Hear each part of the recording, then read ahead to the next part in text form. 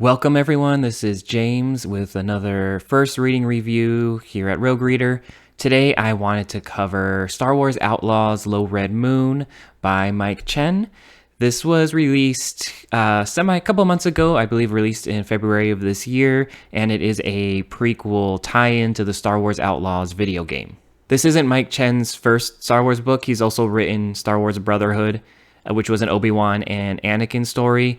I've read that previously and I remember liking it, though I don't necessarily remember too many specific details about it per se, just that I remember enjoying it in general. Now, I do want to talk about potential spoilers right away because while I generally try to avoid going into any major spoilers within a book, at least for the first reading review I look at, the very nature of this book and being a prequel to the game, it just by its very nature, it's gonna spoil kind of a reveal in the end of the game itself. Kind of just a reveal about a relationship between some of the characters. And that's not really anything you can avoid going into this book. If you do read Low Red Moon, you are going to kind of be spoiling something for yourself in Star Wars Outlaws. Now, that doesn't mean you should avoid it if you haven't played Outlaws, because I think the story of Star Wars Outlaws is not the strongest point of that game, and the reveal isn't some big mind-twisting thing. It's probably something you can even see coming.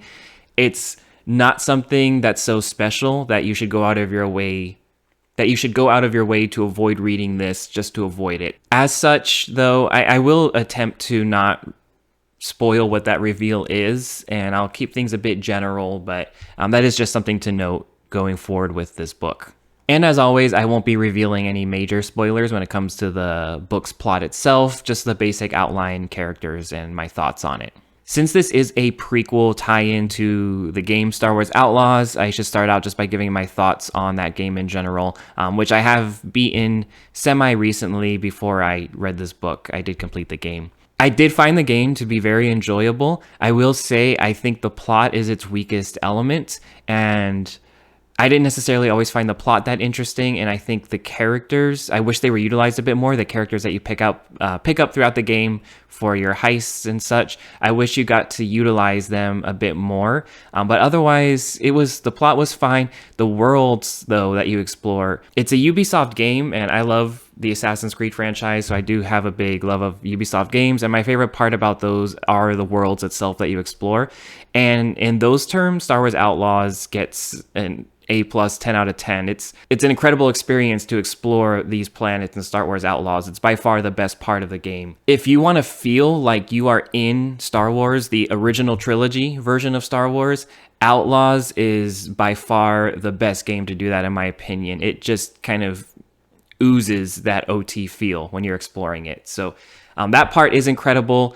And definitely, I would say that was my favorite part of playing it. My second favorite part of it, which as I'm sure a lot of people is, I did really enjoy playing Sabacc in Star Wars Outlaws, including the Sabacc DLC. That was super fun. It even got me to buy my own Sabacc decks from hyperspaceprops.com. I'm not sponsored by them or anything like that, but they make really good replicas of Sabacc decks, which I have one right here. So yeah, I did end up buying my own Sabacc deck, and I'm actually hoping to build my own table at some point using like a Lazy Susan and such, but that's beside the point. The setup for the book itself, as I mentioned, it is a prequel to the game, where basically we get to explore how Jaylen and ND-5 meet and how they ended up together in this kind of like smuggling heist career. If you've played the game, you already kind of know some of the basics of that background, but ND-5 is essentially sent to assassinate Jaylen's family. Jaylen, through kind of like some luck and reprogramming, is able to stop ND-5 when he's the last survivor, and the two are kind of forced on the run together, trying to make a living going through taking smuggling jobs, heists, things like that. Meanwhile, Jaylen is trying to figure out what happened to his brother, who was the only other survivor and kind of disappeared. So that's his motivations, and he is just kind of forced into this partnership with the droid that also killed his whole family.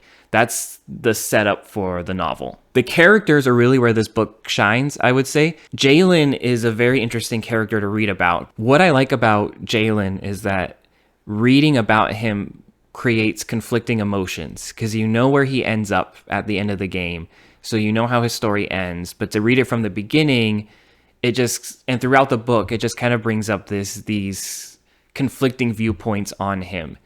You get to see that he is raised in an elite rich family, so he's kind of spoiled. He gets everything he wants, but his parents they don't necessarily show him love. They're kind of mean and strict.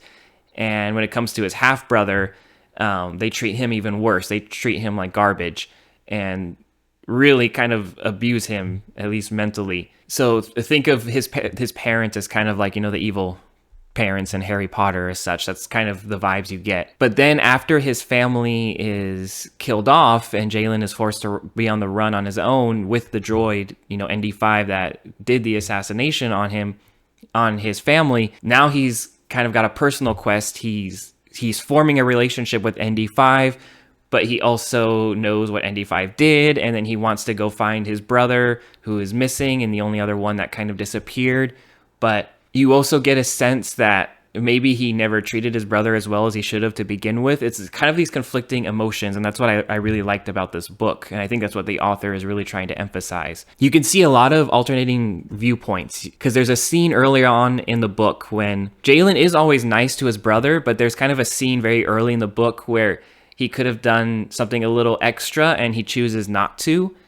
And I think that's a very important scene. I think the author kind of put that there on purpose to kind of give you those conflicting emotions, because you're thinking to yourself as you read this, he really cares about his brother. He wants to find him, but he also never really stuck up for him or kind of protected him when they were growing up. But then you go back again, you say, well, they were just kids. Can you really blame him for that when he was a kid? So you go back and forth with these emotions for Jaylen. Now that relationship, it's the same thing. It's not just Jaylen and his brother. It's with Jaylen and ND-5 that I also find very interesting. After ND-5 is reprogrammed, there's essentially a sense given that he's not going to revert back to trying to kill Jaylen. He's essentially, that's no longer going to happen with him. So he's now genuinely trying to help Jaylen. But Jaylen is kind of lying to him, telling ND-5 that you need to keep this restraining bolt on, which is a big part of the game.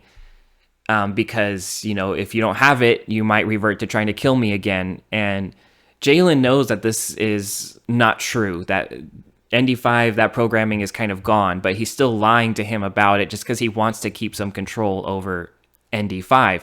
And again, it prevents this conflicting scenario because you see ND-5's point of view throughout the book, and he's genuinely trying to help Jaylen and saves him in several circumstances. So you feel bad that he's kind of being lied to and being controlled, but then you also kind of have the other point of view, well, this is the droid that killed his whole family. Can you really blame Jaylen for holding something against him for that or trying to control him for that? My whole point in saying all this is that I think the best part about this book is that it does a good job of presenting conflicting point of views and making you question what you like or don't like about Jaylen as a character, and I think that's the book's biggest strength. Now, the book does switch between the perspectives of Jaylen and ND-5. They're the two main characters, and I do like those sections with ND-5 as well. You get to kind of see his innocence as a character. In many ways, ND-5 is kind of like a child, just automatically trusting, trying to do his best to please, Jaylen, who is his owner. You can almost think of him as like a parent type figure or just a friend you blindly trust. And that's who ND-5 kind of is in this book. So there's an innocence to him that I enjoy reading about. And just in general, whenever you have droid perspectives on things that are kind of simple and they kind of miss some of the, subtle things that humans do or don't understand entirely, you kind of get all those perspectives here. So that's always fun. I would say it's translated very well from the game. ND-5 is someone you probably spend the most time with in the game. And if you liked how he was treated there, you'll like how he's treated in the book here. It's a good translation over into text, and it's a good way of building him up from where he is. And I would say building sympathy for him. The sympathy you get for him in the game, I would say, is only built upon by reading this book here as well. That helps contribute to that. Throughout the book, there are other characters that come up as well that kind of just come in and out depending on the job Jaylen and ND-5 are on. And all of them are also just very fun to read and see in the story, including there's a part where Fennec Shand is in it, and that was fun to see her again. She's becoming one of my favorite bounty hunter characters. I also like the actress a lot, so that helps. But yeah, any of the supporting characters that come in and out for the jobs Jaylen goes on to are done well and are fun to read about also. I could see each of them having their own stories. Let's talk about my thoughts on the story for the book. I do think the first half of the book is better than the second half. I think in general, I enjoyed reading it all the way through, but the first half is stronger than the second half. I really enjoyed seeing Jaylen's upbringing, how he is raised. It makes for a very just kind of interesting look at his character. I enjoyed the scenes where ND-5 is killing off his family is probably the most gripping in the whole book. And like I said, it's kind of early on, but you see it from his perspective, and you see it in some detail for a lot of it. So you actually see ND-5, how he goes about killing family members, how he hides their bodies and gets everything ready. It's really gripping, and it's probably my favorite part of the whole book.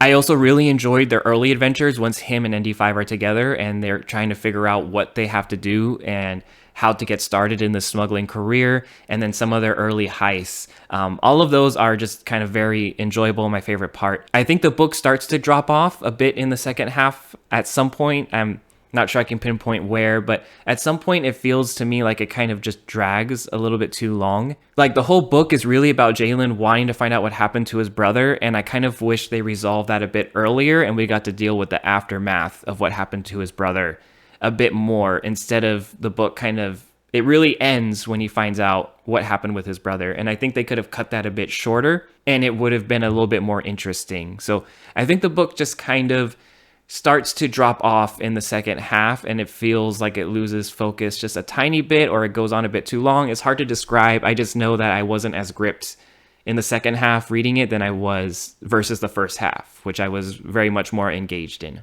I also just have to comment, there is a situation that happens in the very end of the book where Jaylen has to kind of talk his way out of something, where he's kind of gotten himself into this crazy situation with these different, crime organizations, and he has to talk himself out of it.